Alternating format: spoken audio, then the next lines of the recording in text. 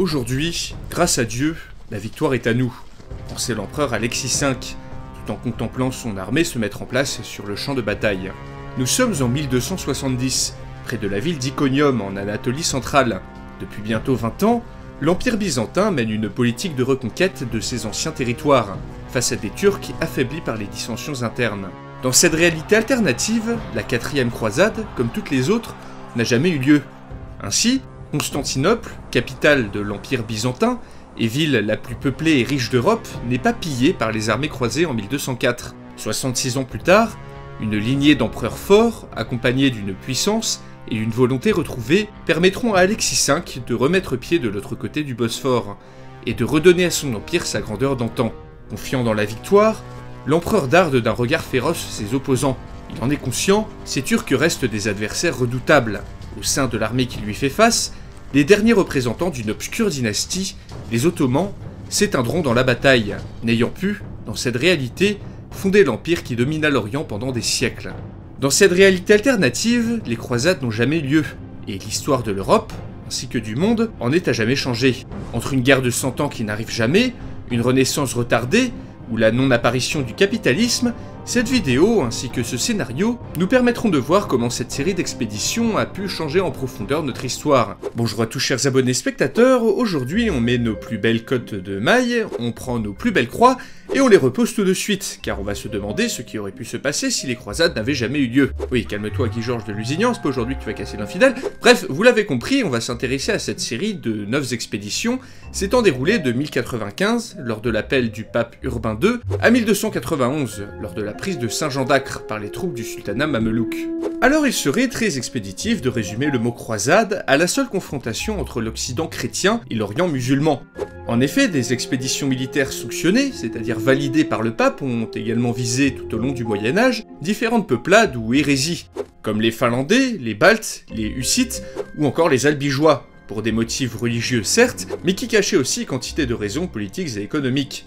Et au-delà du Moyen-Orient, la Reconquista, la reconquête de la péninsule ibérique par la chrétienté, peut également être considérée comme une croisade, un mot qui cache donc une réalité multiple, bien au-delà de l'image qu'on peut s'en faire. Un mot ayant encore une présence très forte dans l'imaginaire collectif de nombreuses populations, représentées au cinéma, dans la culture internet, et souvent utilisé à tort et à travers en dehors de tout contexte historique. Donc dans ce scénario, on va juste supprimer de l'histoire les expéditions en Terre Sainte, les 9 croisades ayant opposé chrétiens et musulmans, d'une pour que ce scénario ne parte pas dans tous les sens, et de deux pour se concentrer sur cette période, afin de mettre en lumière son influence sur l'histoire. Annuler l'intégralité des croisades ayant jamais eu lieu revient à changer l'histoire d'une manière très difficile à imaginer, même si vous pouvez le faire dans les commentaires, pouce bleu, NordVPN, Red Shadow Legend, abonnez-vous, digno de la cloche. Mais avant de dérouler le scénario, on va bien sûr faire un petit rappel de la vraie histoire, et des conséquences qu'ont eu les croisades.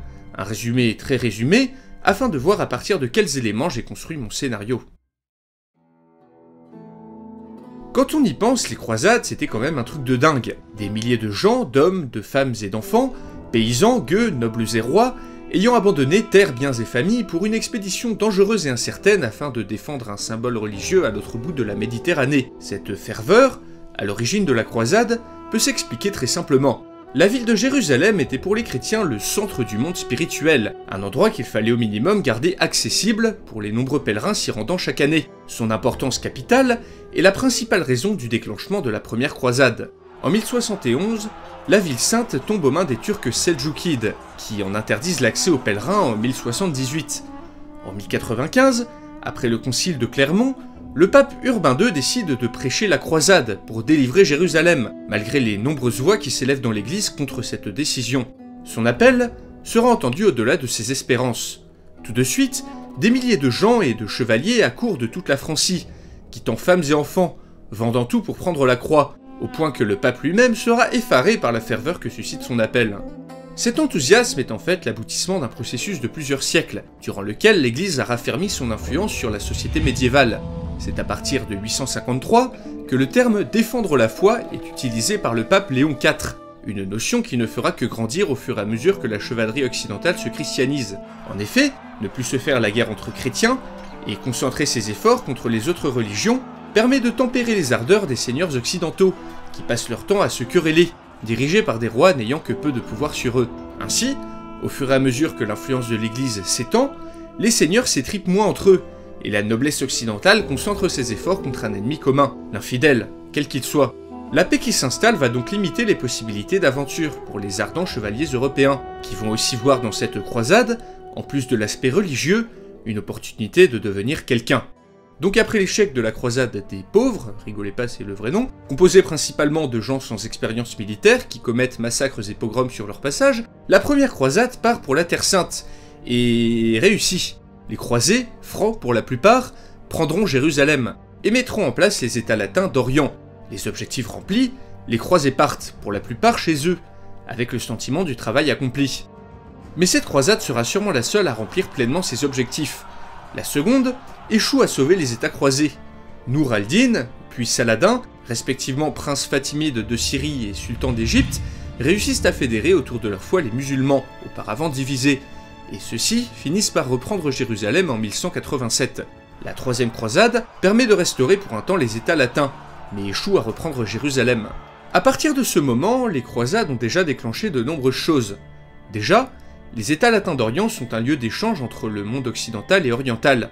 Malgré les massacres perpétrés par les croisés sur les populations locales, la cohabitation entre chrétiens et musulmans se passe relativement bien. Les musulmans peuvent continuer à pratiquer l'islam et à appliquer leur justice contre le paiement d'une taxe, les échanges sont nombreux, et une bonne partie des Francs s'orientalisent, au point de provoquer le dégoût chez leurs cousins occidentaux.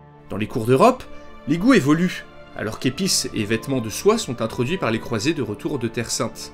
En effet, le commerce se développe, et très vite, les cités italiennes, particulièrement Venise, Pise et Gênes, vont faire du transport de croisés, de marchandises exotiques, un fructueux commerce. Peu intéressés par la défense de la Terre Sainte, et plus par l'acquisition de montagnes d'or, les Italiens traiteront avec tout le monde sans discriminer dans le seul but de s'enrichir. Ce commerce lucratif permettra à terme à des villes comme Venise et Gênes de devenir de grandes puissances maritimes. Les richesses ramenées d'Orient permettent également aux couronnes européennes d'affermir leur puissance, mais aussi aux banquiers de prospérer. Et oui, l'usure, c'est-à-dire prêter avec des intérêts, se démocratise en partie grâce aux croisades, qui nécessitaient la démocratisation de nouveaux modes de financement, auparavant réprouvés par l'Église. Cette pratique entre peu à peu en grâce, et fait la fortune de nombreuses personnes. Une petite libéralisation économique qui rapportera également à l'Église elle-même, celle-ci n'hésitant pas à vendre rachat de péchés et absolution à ses fidèles. Cette période permet aussi l'apparition de plusieurs ordres puissants, l'ordre du Temple et l'ordre teutonique par exemple, l'un célèbre pour sa richesse, l'autre pour avoir été à l'origine de la Prusse. Ainsi, en termes de commerce, de culture ou de technologie, le monde chrétien bénéficie des apports musulmans, mais aussi des apports grecs. L'Empire byzantin, dont la foi orthodoxe est pour rappel séparée de la foi catholique depuis 1054, va voir passer un tas de croisés, et pas toujours avec joie. En 1204, les armées composant la 4e croisade pillent Constantinople, la capitale de l'Empire byzantin, la ville la plus riche et la plus peuplée d'Europe. Cet événement, capital, sera un coup fatal pour un empire déjà moribond, qui, divisé, sera incapable de s'opposer par la suite à la montée des Turcs ottomans. Paradoxalement, les croisades auront donc aussi pour effet, en affaiblissant les Byzantins, d'affaiblir l'influence de la chrétienté en Orient. Le reste des croisades échoueront à maintenir en vie les États latins d'Orient, qui en 1291 disparaîtront totalement avec la prise de Saint-Jean d'Acre. Malgré la victoire finale des musulmans sur les croisés, ceux-ci reviennent à leurs anciennes divisions, et ne pourront pas résister à l'arrivée des Mongols, ni empêcher le sac de Bagdad. Tandis qu'en Europe, la centralisation du pouvoir, le développement du commerce, l'apport culturel grec et quelques emprunts faits au monde musulman mèneront au début de la Renaissance. Donc comme vous l'avez vu, les conséquences des croisades furent cataclysmiques, et je pense qu'avec ce petit exposé, chers abonnés et spectateurs, vous avez peut-être pu dessiner les contours du scénario que je m'apprête à vous conter. Et si les croisades n'avaient jamais eu lieu, c'est un sujet qui à mon avis n'aurait pas été très probable, du fait des dynamiques à l'œuvre à cette époque. Il me paraît impossible qu'un Occident religieux comme il l'était, après des siècles passés à renforcer l'influence de l'Église, ne laisse Jérusalem aux mains des musulmans sans rien faire. Et c'est pourtant ce qu'il va se passer dans cette vidéo. Nous allons voir ce qui aurait pu se passer si Urbain II n'avait jamais prêché la guerre sainte, et si les croisades n'avaient jamais eu lieu. Et sans plus tarder, passons au scénario.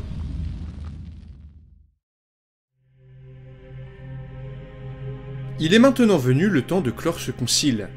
Résonnant dans l'atmosphère, les paroles d'Urbain II, en ce beau jour de l'année 1095, font bruisser l'assemblée d'une impatience mal dissimulée.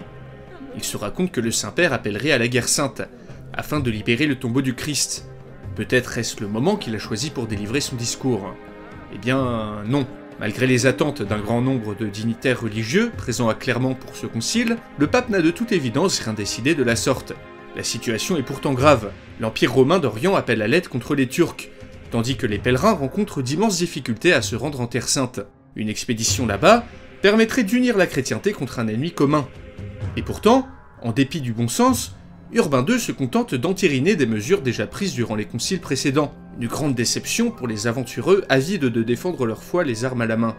Ainsi, en ce beau jour de l'année 1095, Urbain II n'appelle à rien, pas une croisade, même pas une croisinette, rien du tout.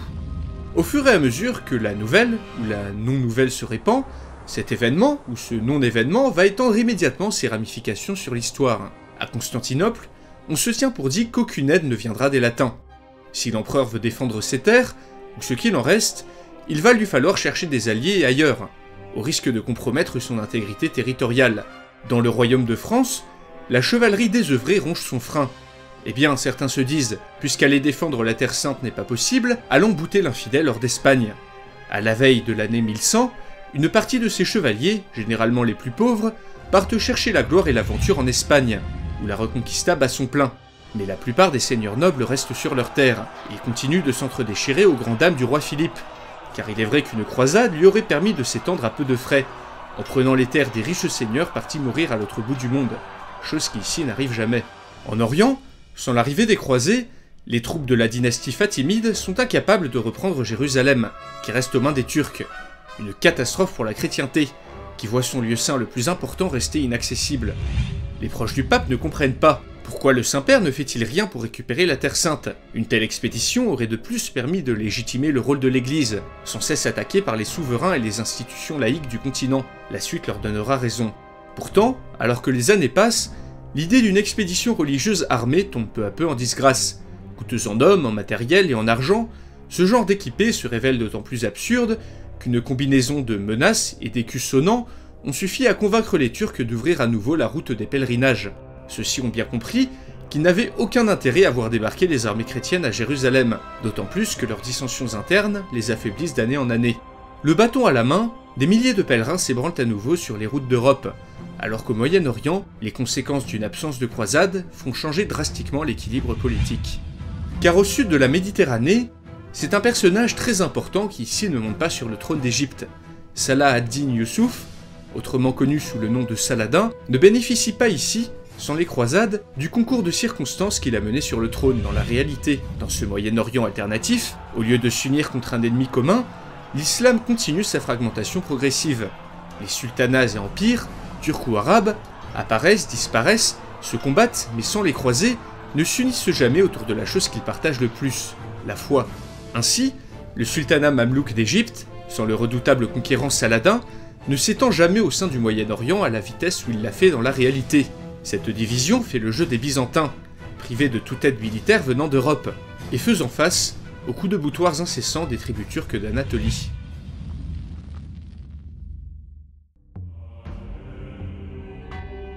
Les cloches sonnent une glorieuse nouvelle pour la ville de Bordeaux. Nous sommes en 1192, et l'héritier du roi Richard Ier, dit Cœur de Lion, vient de naître dans la ville. Un immense privilège pour la capitale de la Guyenne, une des nombreuses possessions anglaises sur le continent. Dans cette réalité alternative, Richard Ier ne part jamais en croisade, et passe donc plus de temps auprès de sa femme. Approchant des 40 ans, celle-ci vient de mettre au monde un héritier mâle, une bénédiction pour le roi qui dans la réalité était mort sans fils. Disposant, dans cette réalité alternative d'un héritier, Richard Cœur de Lion permet aussi d'éviter un des conflits les plus dramatiques du Moyen-Âge occidental, la guerre de 100 ans. En effet, n'ayant pas cédé le pouvoir à son frère lors de sa mort, Richard assure sa lignée. Et même si des conflits éclatent tout de même avec le roi de France, ici, dans ce monde, la guerre de 100 ans ne se déclenche pas, tout simplement car l'Angleterre garde bien plus de terres sur le continent, changeant totalement l'équilibre des pouvoirs et des dynasties. Cela a des conséquences dramatiques pour le roi français, Philippe II, qui lors de sa mort en 1223, laisse à son fils un domaine royal ne s'étant que peu étendu. En effet, les seigneurs ne sont pas partis mourir en croisade, et n'ont donc pas laissé leur domaine au roi. La survie de Richard Ier a également rendu difficile l'acquisition de terres supplémentaires. Dans cette réalité, Philippe II ne gagnera jamais le surnom d'Auguste, car il n'a que peu agrandi les territoires royaux. L'absence de croisade a également eu une influence au niveau religieux. Ainsi, sans expédition en Terre Sainte, l'influence de l'Église sur la société est bien moindre. Après des siècles d'extension de l'influence papale, la tendance s'est inversée. Sans la dynamique unificatrice et religieuse des croisades, le pouvoir se laïcise, et l'influence de l'Église diminue par rapport au souverain. À l'intérieur du Saint-Empire, le clergé reste sous l'autorité de l'empereur. Mais paradoxalement, à la perte d'influence de la papauté, la chrétienté en général se renforce. Car en 1252, la ville de Grenade, au sud de la péninsule ibérique, est reprise aux musulmans. L'afflux de chevaliers désœuvrés en Espagne, plutôt qu'en Terre Sainte, a permis à la Reconquista d'être bien plus rapide que dans notre réalité. Sans le fanatisme religieux ayant accompagné les appels à la croisade, juifs et musulmans sont ici plus acceptés que dans notre réalité. D'ailleurs, dans toute l'Europe, les pogroms et autres chasses à l'infidèle se font plus rares, même si les massacres tout court, eux, continuent avec l'arrivée des Mongols, dont les hordes déferlent à l'est et en orient. Car l'arrivée des Mongols disloque totalement les empires musulmans existants, tandis que la riche ville de Bagdad, un des centres culturels majeurs du monde, est totalement rasée. Mais le malheur des uns fait le bonheur des autres. Et ça, l'empereur byzantin Alexis V l'a bien compris. Réussissant à s'attirer les faveurs des Mongols, dont une minorité sont chrétiens, celui-ci en profite pour lancer sa reconquête de l'Anatolie, d'autant plus que dans cette réalité, sans la 4e croisade et le pillage de Constantinople, l'Empire a pu reprendre du poil de la bête. En 1270, ce qu'il reste des Turcs est écrasé lors de la bataille d'Iconium. Grâce à cette victoire et au non-pillage de sa capitale, l'Empire byzantin écrasera dans l'œuf les Ottomans et survivra pour plusieurs siècles supplémentaires. Dans cette réalité, la richesse de Constantinople reste inégalée, alors que les cités italiennes sont toujours incapables de contrer le monopole des Byzantins sur le commerce des denrées exotiques venues d'Orient. En effet, à l'aube du XIVe siècle, la situation économique en Méditerranée a bien changé. Les villes de Gênes, de Pise ou de Venise n'ont ici jamais pu profiter économiquement des croisades, et restent de petites villes commerçantes, dont l'importance n'a rien à voir avec notre réalité. Les croisés n'ayant jamais ramené de marchandises exotiques, les goûts changent lentement, et de nombreuses routes commerciales n'ayant pas été ouvertes, le commerce se développe beaucoup moins vite, privant les royaumes et la papauté de nombreuses taxes, richesses et de manières différentes de se financer. Ici, l'usure et les métiers bancaires sont toujours très mal considérés par l'Église. Globalement, l'Europe semble stagner. Sans le départ en croisade de nombreux seigneurs, le pouvoir des différents royaumes a pu moins se centraliser, et la féodalité, qui dans notre réalité commençait à disparaître au XIIIe siècle, survit toujours. Le commerce moindre empêche le développement de la bourgeoisie, un contre-pouvoir important aux nobles ingérables qui continuent de transformer les campagnes en champs de bataille, ne se souciant que peu d'une solidarité entre chrétiens qui est dans cette réalité beaucoup moins forte. Mais ce développement commercial moindre n'aura pas que des désavantages.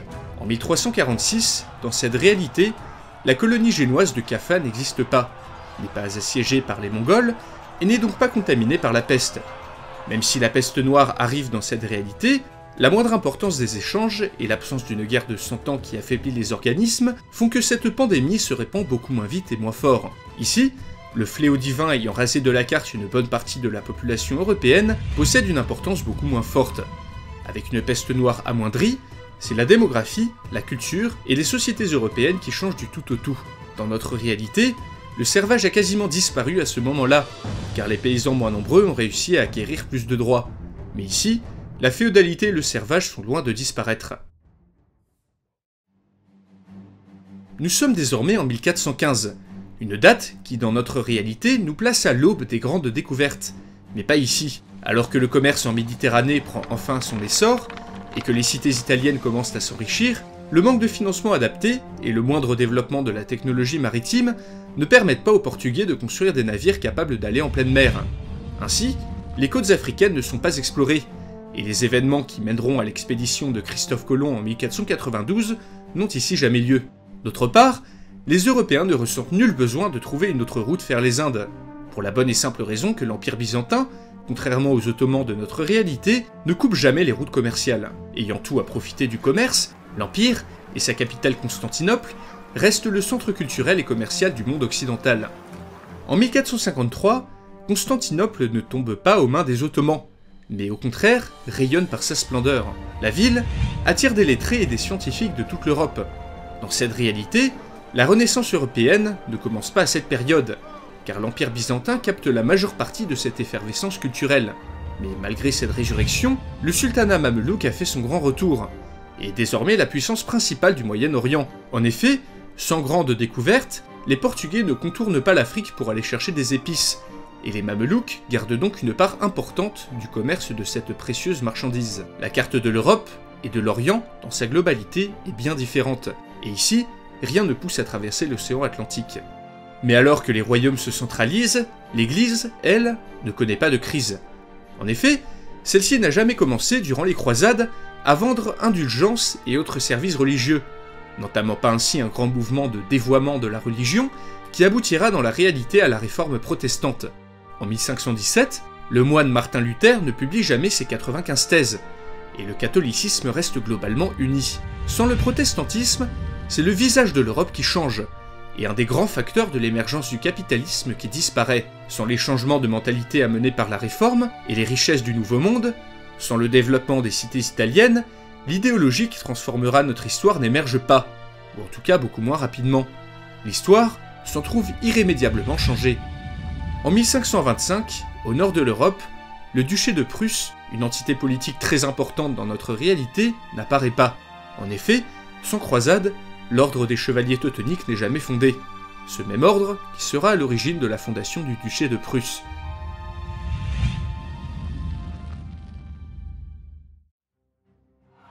Constantinople est tombée, avec 2 siècles de retard par rapport à la réalité.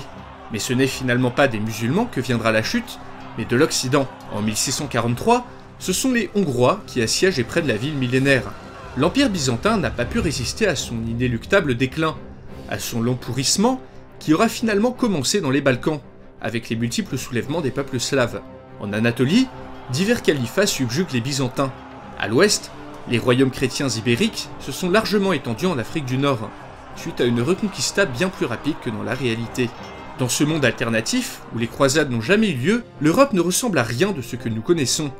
À l'aube de l'année 1700, la religion, les pays, les sociétés et les cultures, tout a changé dans des proportions plus ou moins grandes. L'âge des découvertes n'a pas lieu, et les prémices du capitalisme ne se sont toujours pas développées. Le 21 décembre de l'année 1699, Andrieux, un pêcheur occitan, se rend enfin compte que la baie dans laquelle il allait travailler depuis des années ne figure sur aucune carte. En face de la Terre-Neuve, le pauvre homme se rend compte que lui, l'homme de rien, le misérable gueux tout juste bon à pêcher de la morue, a découvert un nouveau continent, l'Amérique.